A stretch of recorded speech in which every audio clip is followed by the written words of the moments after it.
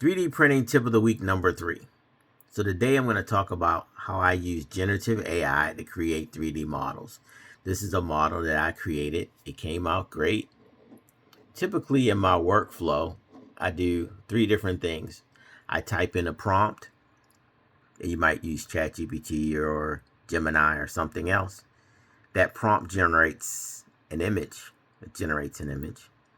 And then you take that image and feed that image into a image to 3D generative AI platform or application, and that generates a 3D model.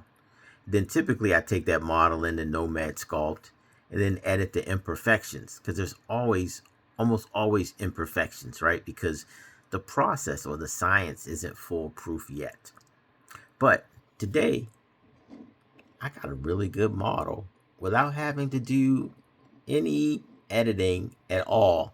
Now this is printed using Newmaker's PLA plus Midnight Black, and I plan to use some rub and buff on this, gold or silver or something like that.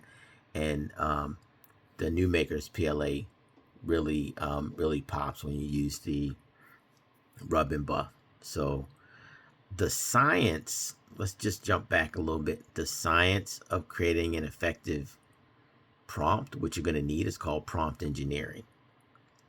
If you're not a good prompt engineer, you can use a prompting platform or a prompting framework called meta prompting.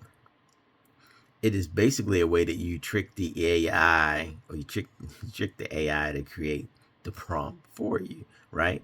Because if you don't have a good prompt, you don't have a good image. And if you don't have a good image, you're not going to generate a good 3D model. So meta prompting, you actually do one of two things.